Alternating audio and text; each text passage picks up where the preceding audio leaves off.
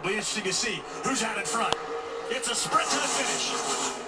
Good start by Michael Self. Hailie Deegan does a nice job. Now Drew Dollar jumps down to the inside behind Hailie Deegan. It leaves Brett Holmes on the outside there. Raleigh Herbst will try to get a third, but help him.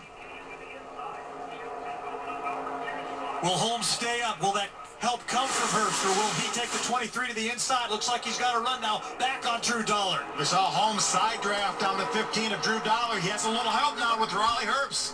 A lot of experience with that 18 car Raleigh Herbst. But here comes Drew Dollar back on the inside. Sean Core in the 8, Thad Moffett, Richard Petty's grandson in the 46. He started 33rd. He's a part of this race. How about Jason White there? That 12 car doing a nice job hanging in here.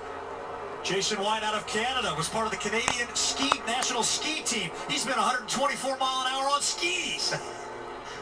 Well, he's 180 miles an hour right now on 4 tires. 3 laps to go. Self continues to control. Behind him, pure pandemonium.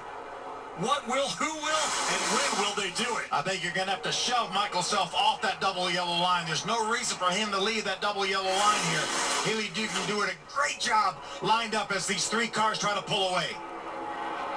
As far as female finishes in the ARCA Menard Series, a best second. It's been done 4 times. Hailie Deegan tried to make history in her first trip ever to DIS. Shauna Robinson did it right here at Daytona, driving for James Finch.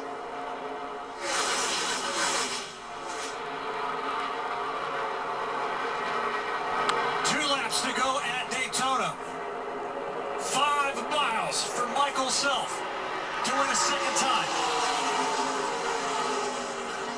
Could be a 4-car breakaway. You see these cars running side by side. Now they're trying to get lined up. You see Brett Holmes, that white and blue car, hung on the outside.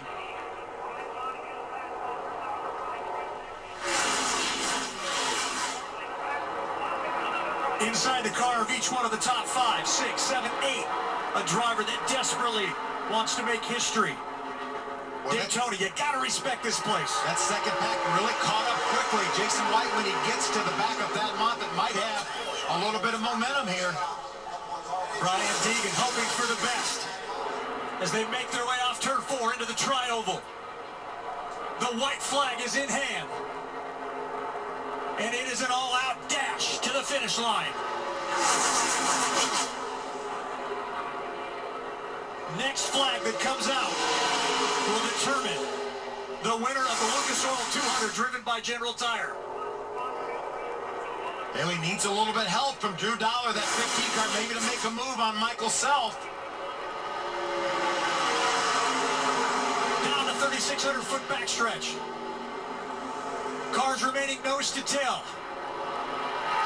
The breakaway pack of 6, the final 2 corners. I'm not sure Drew's close enough to Hailie to really give her much help to try to do something with Michael Self. Here comes Michael Self. Will anybody compete with him? No. Michael Self wins for the 8th time. He has captured his 2nd Daytona 200.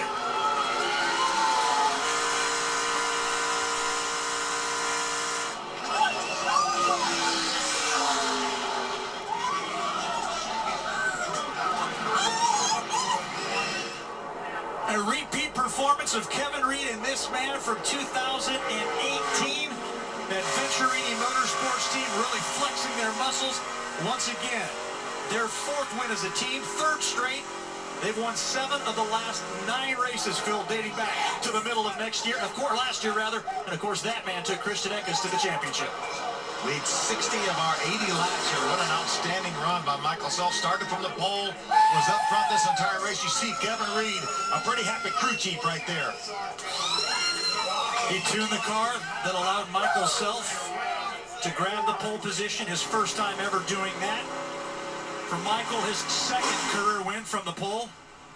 And the first track he's won at more than 1 time, and it's Daytona. That's a good one to do it at. Yes, it is.